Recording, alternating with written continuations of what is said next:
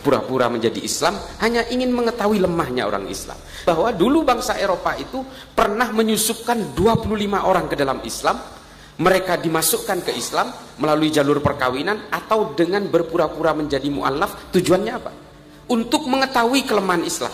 Mereka berusaha mencari titik lemahnya. Dan itu hari ini kita alami. Hari ini kita alami. Yang menghormati para habaib sejadi-jadinya, semaksimal-maksimalnya itu hanya di Indonesia. Dan ini karena ajaran para ulama terdahulu. Dan sebagian habaib ini justru menyerang NU, mencaci maki NU. Ulama-ulama NU juga dicaci maki kok.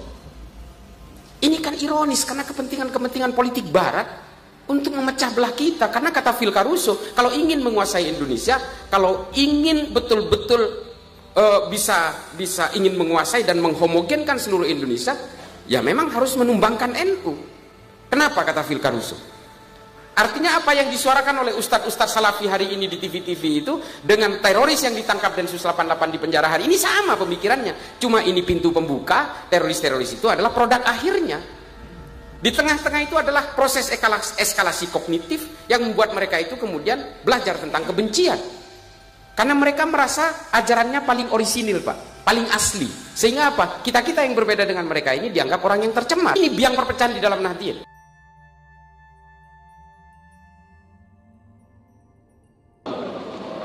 Allahumma salli ala Sayyidina Muhammad wa ala ali Sayyidina wa maulana Muhammad.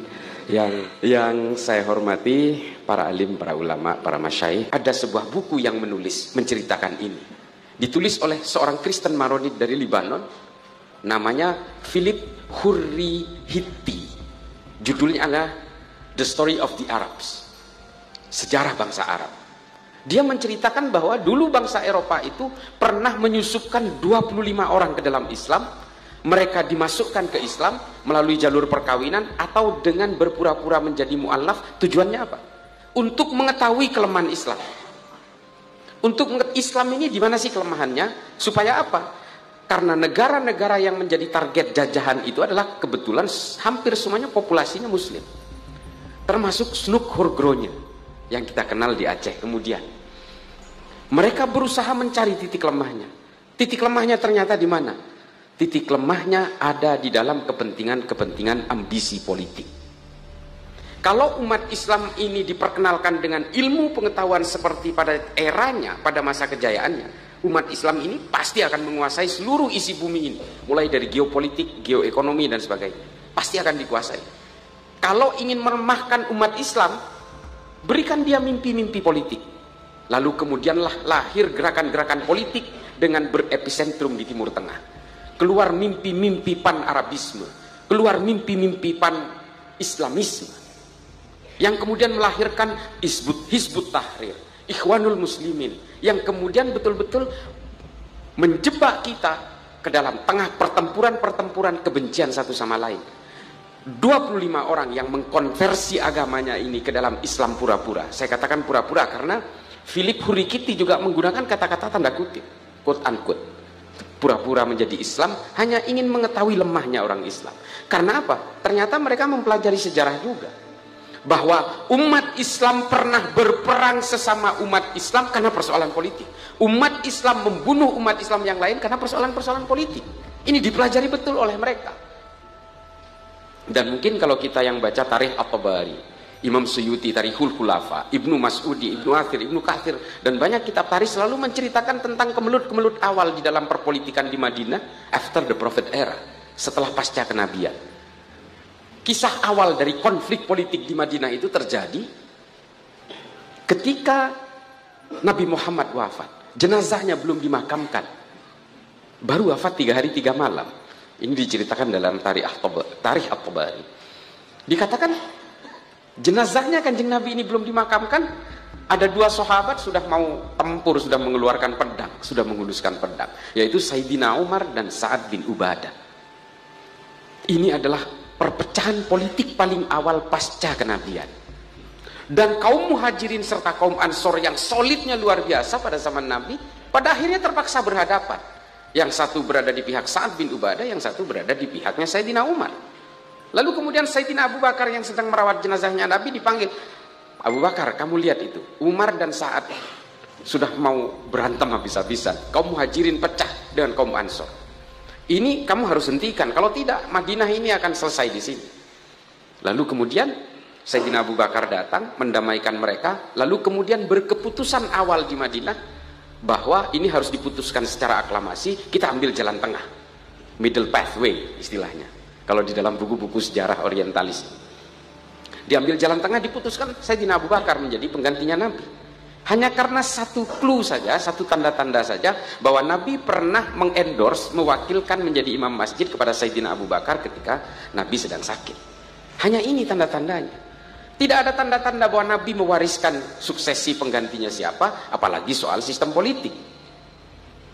Nah, sejarah-sejarah seperti ini yang kemudian dipelajari oleh orang-orang ini supaya orang Islam ini terpecah belah.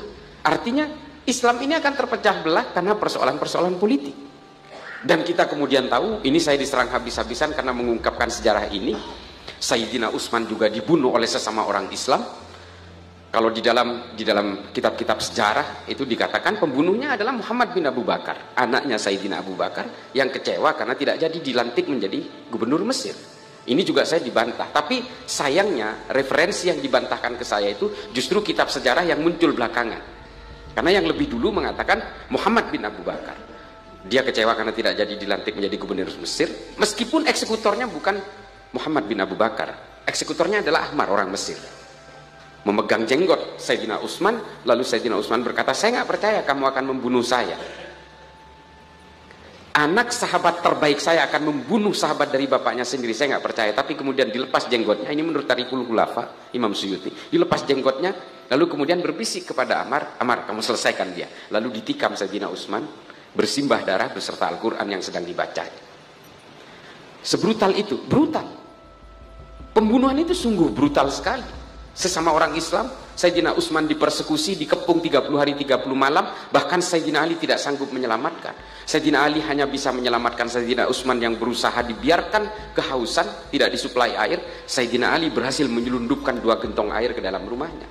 Lalu kemudian memerintahkan Sayyidina Hasan dan Sayyidina Ali untuk menjaga pintu depannya. Tapi Ammar dan Muhammad bin Abu Bakar nyelonong lewat pintu belakang. Lalu kejadian yang saya ceritakan tadi terjadi. Gara-gara apa ini semua? Seorang Sayyidina Utsman yang sangat suci, dikenal sangat suci karena berhasil membuat kodifikasi Al-Quran seperti 30 juz yang kita kenal hari ini. Kurang apa coba? Tapi dibunuh. Karena apa? Persoalan politik. Setelah itu terjadi pembunuhan berikutnya. Sayyidina Ali dibunuh oleh siapa? Abdurrahman bin Muljam At-Tamimi. Ini bukan orang sembarangan. Dulu dia adalah pasukannya Sayyidina Ali dalam perang melawan Muawiyah bin Abu Sufyan. Dia kecewa karena Sayyidina Ali menerima arbitrase damai ketika pasukan Muawiyah terdesak. Lalu sebagian orang ini menjadi desersi dari tentaranya Ali. Lalu dia memilih menjadi satu kelompok sendiri yang kemudian kita kenal sebagai Khawarij. Salah satu dari Khawarij ini adalah jagoannya, premannya bernama Abdurrahman bin Muljam. Dia hafidz Quran 30 juz. Semua kitab sejarah mengatakan itu. Puasa Senin Kemisnya tidak pernah lowong. Tidak pernah lowong. Sholat sunnahnya pun tidak pernah lowong. Tapi kemudian dia memenggal leher Sayyidina Ali di Masjid Jami di Kufah di Irak ketika Sayyidina Ali menjadi imam sholat subuh pada rakaat pertama sujud pertama. Allahu Akbar, dipenggal leher Sayyidina Ali. Meneriakkan takbir. Sampai kemudian dalam Tarikhul Khulafa diterangkan, sampai dibakar hidup-hidup, dia tetap tidak mau mengaku salah. Karena persoalan apa? Politik. Politik semua. Lalu kemudian kita dihiasi dengan perang-perang sesama orang Islam, perang Jamal, perang Siffin, perang Hurrah, perang Zab. Ini perang sesama orang Islam, jumlah korbannya ribuan. Bahkan dalam perang Hurrah yang dilakukan oleh Yazid bin Muawiyah bin Abu Sufyan, itu bahkan kurang lebih sekitar puluhan sahabat Nabi terbunuh di dalam perang itu. Ini adalah orang-orang yang tidak setuju dengan kepemimpinan Yazid, karena Yazid ini melanggar perjanjian. Karena orang-orang Madinah pada saat itu tidak mau Bani Umayyah ini dinasti, harus berbasis aklamasi. Lalu kemudian perempuan-perempuan yang tidak punya suami diperkosa, melahirkan 1000 lebih anak haram. Ini diterangkan dalam kitab-kitab tarikh. Saya nggak takut untuk dibantah karena saya punya referensinya.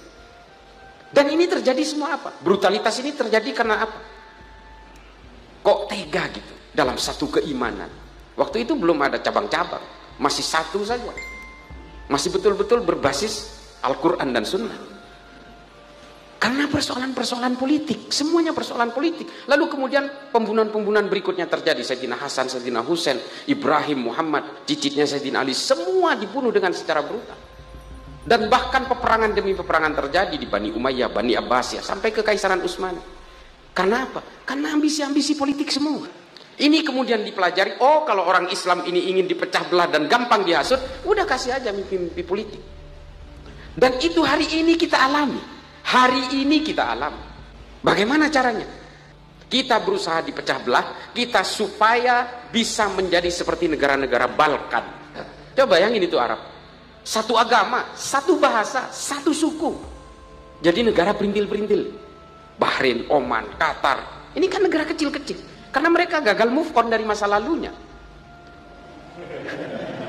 Dia tidak bisa melupakan mantan rupanya. Nah, ini yang dialami oleh mereka. Konflik-konflik tribalisme masa lalu tidak bisa menyelamatkan satu entitas mereka untuk tetap menjadi solid. Padahal satu rumpun. Bahasanya sama, paling dialeknya beda. Kalau orang yang bagian selatan ngomong kahwah, di sebelah utara seperti di Mesir ngomongnya gawah. Hanya dialeknya saja, bahasanya sama. Nah kita 17.000 pulau, ratusan suku, ratusan bahasa, puluhan agama beserta firqah-firqah dan sekte-sektenya. Coba bayangin, bisa menjadi satu entitas negara. Dan alhamdulillahnya mayoritas pemeluknya adalah agama Islam. Tapi ya ini innalillahnya itu adalah kemudian kita menjadi sasaran amuk dari pertarungan-pertarungan politik global. Makanya upaya-upaya hari ini yang dihasutkan ke kita hari ini adalah upaya balkanisasi Indonesia. Siapa yang bermain? Negara-negara barat. Kita nggak bisa menolak itu. Hizbut Tahrir kantornya di London kok. Ahmadiyah kantornya di London. Syiah kantornya di London. Mau apa? Difasilitasi oleh mereka. Tapi ini semua kita tidak bisa menyalahkan negara-negara barat. Yang harus kita salahkan adalah kita. Mengapa kita mau diadu domba? Dan ketika ulama-ulama Nahdlatul Ulama menganjurkan kepada kita untuk menghormati para habaib, menghormati para dzurriyyah kenabian, mereka melihat peluang itu. Diciptakanlah boneka-boneka bergelar habaib untuk memecah belah Nahdlatul Ulama. Ini ironis. Dan NU betul, ini kampung saya Pak di Madura hari ini. Waduh, yang namanya kelompok-kelompok ini luar biasa ini. Pesantren-pesantren NU, bahkan rumahnya Pak Mahfud loh dipersekusi oleh orang-orang Nahdien. Dan yang mempersekusi itu ada yang pakai baju banser juga, coba bayangin. Gimana itu? Nah, ilmu pengetahuan ini betul-betul dijauhkan dari kita, dari umat Islam, supaya kita betul-betul sibuk dengan mimpi-mimpi politik. Ilmu pengetahuan ini betul-betul dijauhkan dari kita, dari umat Islam, supaya kita betul-betul sibuk dengan mimpi-mimpi politik. Dan dengan mimpi-mimpi politik itu hari ini kita menghunus pedang satu sama lain, menghunus golok satu sama lain, bahkan bukan hanya dalam satu keimanan, sesama Nahdien pun sama-sama saling menikah. Yang satu atas nama kecintaan kepada habaib, yang satu seolah-olah tidak cinta habaib. Bos, kalau kita ini berbicara tentang kecintaan kepada dzurriyyah Nabi, jangan kalahin NU. Justru ulama-ulama NU yang ngajarin orang Indonesia untuk mencintai para habaib. Kalau kita ke negara lain, saya sudah keliling ke Timur Tengah, ke Asia Tengah, mereka tidak menghormati seperti kita menghormati para habaib. Yang menghormati para habaib sejadi-jadinya, semaksimal-maksimalnya itu hanya di Indonesia. Dan ini karena ajaran para ulama terdahulu. Dan kita takdim terhadap sanad-sanad keilmuan beliau-beliau ini. Dan kita betul-betul menghormati. Tapi hari ini kemudian sebagian habaib ini justru menyerang NU, mencaci maki NU. Ulama-ulama NU juga dicaci maki kok. Ini kan ironis karena kepentingan-kepentingan politik barat untuk memecah belah kita. Karena kata Phil Caruso, kalau ingin menguasai Indonesia, kalau ingin betul-betul bisa ingin menguasai dan menghomogenkan seluruh Indonesia, ya memang harus menumbangkan NU. Kenapa kata Phil Caruso? Karena NU ini tidak punya riwayat menganjurkan kebencian satu sama lain. Ini Phil Caruso yang bilang, bukan saya. Saya hanya menyampaikan aja. Dan apa kata Phil Caruso? Nahdlatul Ulama tidak pernah punya riwayat memberontak terhadap negaranya sendiri. Bahkan di zaman Soeharto, tepuk tangan untuk Nahdlatul Ulama. Bahkan di zaman Pak Harto, justru NU betul-betul dipersekusi. Gus Dur menjadi ketua PBNU selalu dicurigai hingga kemudian dibuatkan tandingan di Muktamar Cipasung di Tasikmalaya. Namanya Abu Hasan. Dan bahkan saking cintanya Nahdlatul Ulama kalangan Nahdien terhadap negara ini. Ketika Gus Dur dilengsarkan secara tidak normal pun, apa ada yang memberontak? Nggak ada. 212 nggak ada apa-apanya kalau orang Nahdien mau berontak waktu itu. Diludahin Monas tenggelam. Tapi apa? Sikap-sikap cinta negara dari kalangan Nahdien pada waktu itu dan diredam oleh Gus Dur. Sudah, jangan mikirin saya, kalian harus lebih memikirkan bangsa ini. Ini loh Nahdlatul Ulama. Makanya kata Phil Caruso, riwayat track recordnya Nahdlatul Ulama yang seperti inilah kemudian dia menjadi kekuatan poros utama di Indonesia. Dan hari ini apa? Banyak ideologi transnasional yang justru ingin memecah belah NU supaya NU tumbang. Dan kalau sudah tumbang, selesai semua. Muhammadiyah juga gampang, tinggal ngejentikkan tangan. Pancasila jadi tidak ada apa-apanya. Dia hanya sekedar filosofi Gronslah saja. Ini loh. Jadi memang kita harus betul-betul fokus terhadap ilmu pengetahuan. Kalau tidak, kita terjebak di sini. Dan kita hari ini betul-betul seperti yang dikatakan oleh seorang akademisi dari Tillman University, Phil Caruso namanya. Dia mengatakan tonggak paling penting di Indonesia itu adalah Nahdlatul Ulama. Kalau Nahdlatul Ulama ini tumbang, Pancasila itu jadi nggak ada apa-apanya. Ini saya kira tidak berlebihan. Karena memang ulama-ulama kita dulu dari NU itu memang merumuskan bahwa kita tidak boleh memaksakan ego sesuai keinginan kita. Makanya kemudian diputuskan secara bersama-sama bahwa ini adalah perekat, bridging, yang kemudian kita kenal dengan Pancasila. Apakah ini mereka ulama-ulama kita, Mbah Hasim dan sebagainya ini ngarang-ngarang? Enggak, ada rujukannya Pak. Setelah saya pelajari hari ini, ternyata ini sudah ditulis di abad pertengahan oleh Ibnu Khaldun dalam Al-Muqaddimah. Pancasila ini disebut dengan konsep Al-Asobiyah, kesepakatan bersama. Dari Al-Asobiyah inilah kemudian John Smith, John Locke, Adam Smith, John Maynard, John Locke merumuskan pemikiran Ibnu Khaldun ini menjadi satu sistem politik seperti yang kita kenal hari ini dengan demokrasi modern. Jadi memang kita harus betul-betul fokus terhadap ilmu pengetahuan. Kalau tidak, kita terjebak di sini. Nah, Bapak Ibu sekalian, kalau kita berbicara tentang politik hari ini, semua menyasar Indonesia. Karena Indonesia ini, menurut beberapa indeks dan statistik, kalau melihat dari natural resource dan juga human resources-nya, itu dikatakan bahwa dalam beberapa puluh tahun ke depan, Indonesia itu akan menjadi top ranking nomor 5 di dunia. Tapi penduduknya mayoritas Islam. Ini kan kemudian menjadi suatu problem dalam power shifting global game, dari pertukaran berbagai kekuatan geopolitik dan geoekonomi. Dulu politik itu ingin menguasai Timur Tengah Pak, politik global itu, lalu geser ke Asia Selatan. Makanya konflik itu selalu ikut serta dengan kepentingan-kepentingan Barat di situ. Kalau dulu di Timur Tengah terjadi konflik, kemudian bergeser ke Pakistan, ke Afghanistan, lalu bergeser ke daerah Asia Selatan lainnya dan ke Asia Tenggara, mulai dari Thailand Selatan sampai ke Filipina Selatan. Dan hari ini semuanya berusaha dikerucutkan ke arah Indonesia. Dihajar mulai dari kelompok-kelompok kiri dengan gerakan KKB di Papua, dan juga kelompok-kelompok di bawah permukaan hari ini yang menunggangi Islam. Saya katakan teroris itu tidak ada agamanya, tapi mereka menggunakan agama sebagai alat penegas bagi seluruh kejahatan-kejahatan brutalnya. Karena kalau atas nama agama, semua kejahatan akan terlihat terhormat. Penipuan, perumahan, kampung syariah, dan sebagainya. Ini semua menggunakan agama, semuanya merasa terhormat. Dan ini dilakukan oleh kelompok-kelompok teroris ini. JI, JAD, JAK, JAT, JAS, MMI, MIT, NIB, NII, Khilafatul Muslimin. Ini semua punya tujuan-tujuan politik. Nah, ini semua berusaha menyasar kalangan Nahdien semua. Entah itu mimpi khilafatu min hajin nubuwah, atau yang khilafah versi Hizbut Tahrir, atau dengan mimpi-mimpi al-mamlakah yang diusung oleh kelompok Wahabisme dan Salafisme. Ini semua menggerogoti orang-orang Nahdien satu persatu dengan tujuan apa? Supaya Nahdlatul Ulama ini tumbang setumbang-tumbangnya, sehingga kita kemudian tidak takdim kepada para ulama-ulama NU. Mereka mengajari kita untuk mencaci maki satu sama lain, seolah-olah kalau kita beragama itu punya ruang-ruang untuk saling membenci. Padahal bukan itu tujuannya. Yang diajarkan oleh para ulama-ulama kita yang tawadhu, ini kan tidak begitu. Orang NU itu sudah diajari untuk saling menghormati satu sama lain sejak dulu. Bukan dengan justru menyerukan bakar, gantung, bunuh. Ahlul bid'ah. Wah, ini ahlun nar. Wah, luar biasa ini hari ini. Nah, hal-hal seperti itu yang kemudian dijejalkan kepada kita hari ini, betul-betul diakselerasi dengan uangnya segala macam. Karena memang ini ada bohirnya. ada capital fundingnya di dalam, dan apa yang terjadi di Saudi hari ini seharusnya menyadarkan orang-orang pemeluk ini di sini. Sebenarnya semua kelompok Ikhwanul Muslimin, Hizbut Tahrir, dan juga kelompok Salafi Wahabi ini secara fikih semuanya mereka percaya kepada tafsir yang sama, cuma tujuan politiknya yang berbeda. Mengapa Saudi hari ini menggantung ulama-ulama yang menyerukan khilafah? Karena mereka pengusung al-mamlakah, kerajaan, dinasti.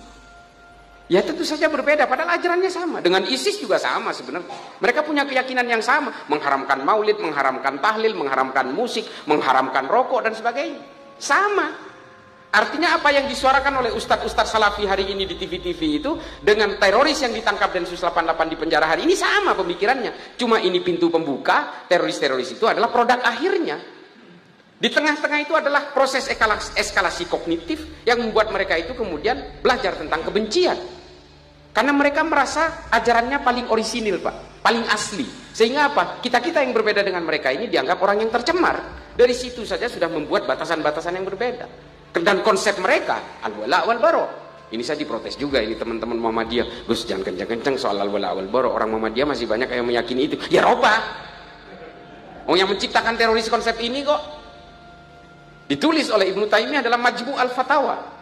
Dan bagaimana mereka membangun eskalasi politik supaya politik ini menjadi tujuan utama, menjadi mainstream dalam upaya apa? Menghomogенkan seluruh bangsa itu menjadi Islam yang sama dengan saya. Ini ditulis juga dalam Takhliq As-Siyasatu Syariah oleh Ibnu Taimiyah. Dan ini kalau dilaksanakan di Indonesia, ini sudah nggak konsisten sama sekali. Apalagi al-wala wal-bara. Orang yang dianggap berbeda meskipun dalam orientasi politik pun itu harus dianggap musuh meskipun satu keimanan. Dan ini dialami oleh Somalia, Pak. Bapak Ibu sekalian, saya sampai hari ini masih dianggap sebagai advisor dari pemerintahan Somalia. Somalia ini bingung. Agamanya satu negara ini Islam semua. Satu negara ini pahamnya sama. Iya, iya. Pahamnya sama, Salafi Wahabi. Ulamanya sama, lulusan Mekah Madinah semua. Fundingnya kalau nggak Saudi, Qatar. Pemodalnya sama semua, paham tafsirnya sama, mereka sepakat tidak, mereka mengharamkan ucapan Natal, melarang pembangunan gereja, wah boro-boro gereja, bahkan masjid yang berbeda paham dengan mereka pun itu dilarang, rokok apalagi, musik apalagi, oh jauh-jauh. Tapi perangnya nggak berhenti sampai sekarang, setengah dikuasai the government of Somalia, yang setengahnya lagi dikuasai oleh kelompok teror paling brutal di Afrika hari ini, namanya Al-Shabaab. Ini TNI dan Polri jangan tenang-tenang, habis ini saya sindir. Kalau cerita soal Al-Shabaab ini saya jadi ingat TNI Polri kita. Nah, ini terjadi kenapa? Karena al-wala wal-bara. Ini diakui oleh Menteri Agama Somalia.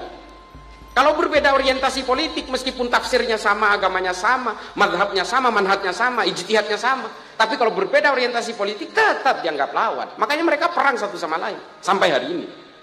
Saya bilang ke pemerintah Somalia, kalau kamu ingin selesai negara kamu, dua syaratnya, bikin Nahdlatul Ulama, dua bikin Pancasila. Mereka bilang nggak sanggup.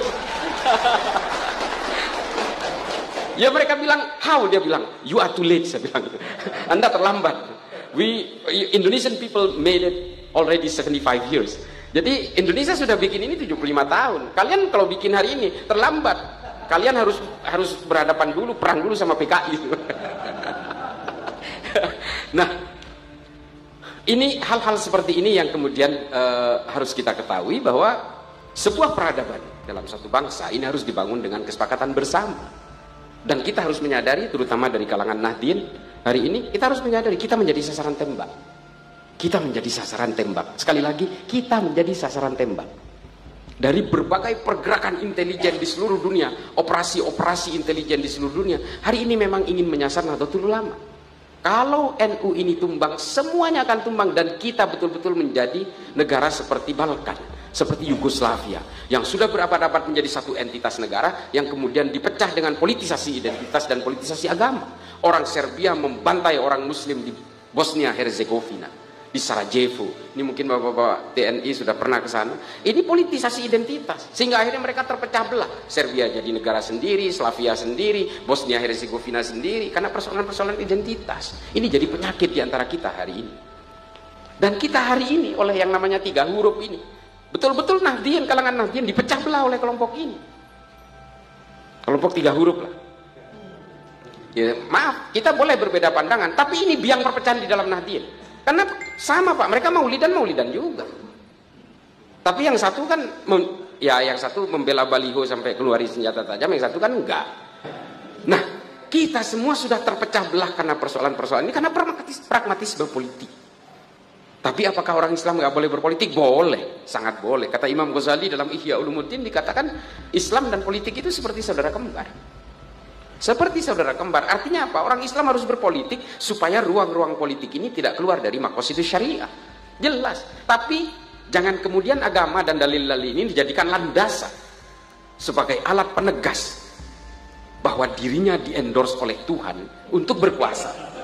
Ini kan nggak boleh. Kalau orang mencapai kekuasaannya dengan menggunakan dalil-dalil, Pak, kejahatannya juga akan menggunakan dalil-dalil. Ini sahih. Bagaimana yang dilakukan oleh Muawiyah, Yazid bin Muawiyah dan sebagainya, dan beberapa pemimpin-pemimpin khalifah dalam Islam yang otoritarian, totalitarian. Ini semua juga menggunakan pembenaran-pembenaran agama. Khalifah-khalifah pada zaman Mu'tazilah itu membantai banyak sekali para ulama yang tidak sepakat dengan pemikiran kaum Mu'tazilah pada zamannya. Dan pembantaian ribuan ulama, mulai dari Cordoba, Toledo, Granada, Semenanjung Iberia, sampai ke pinggiran kota Tulus. Itu ratusan ribu yang dibantai oleh para pemimpin Islam sendiri.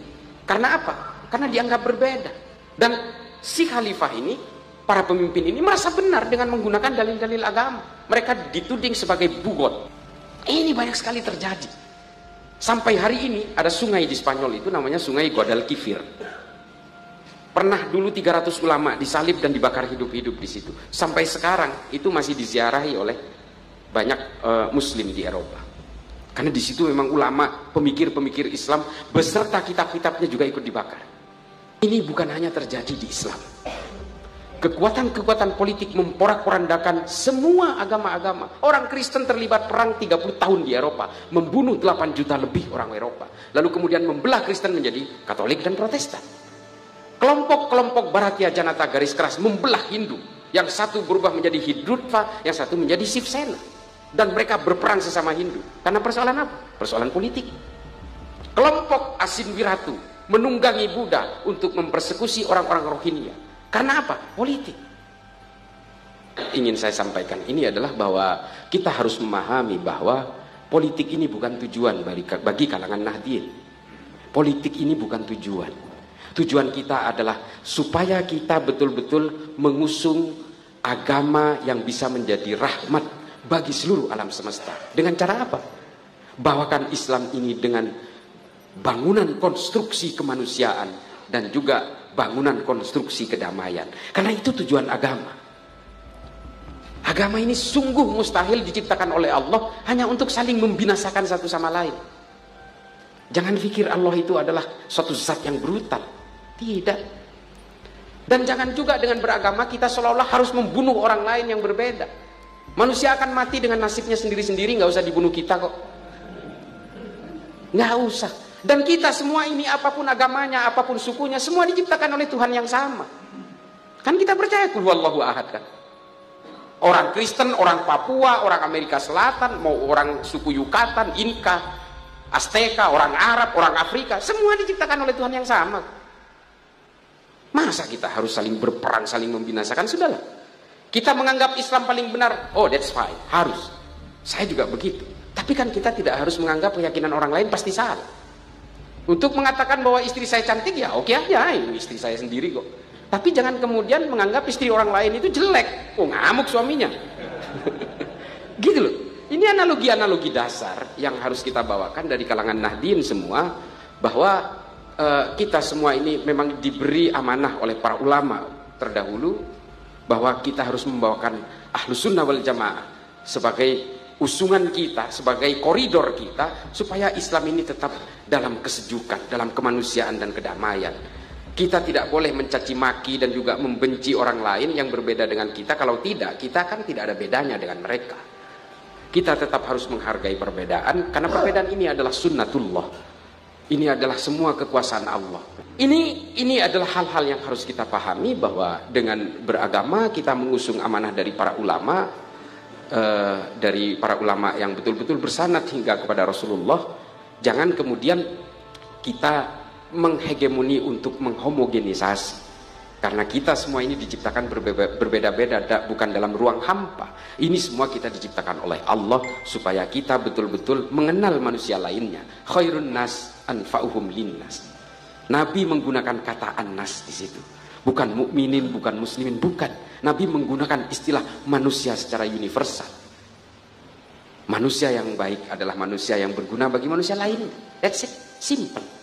Nah, oleh karena itu, Bapak Ibu sekalian, saya mohon maaf apabila ada kesalahan dalam kata-kata saya atau ada kata-kata yang memang tidak sesuai dengan literatur yang Bapak baca, tapi saya punya literatur sendiri. Masih ada sombongnya lah dikit. Saya sebenarnya bukan orang pinter, Pak. Saya cuma kadang-kadang lebih dulu tahu dari yang lain.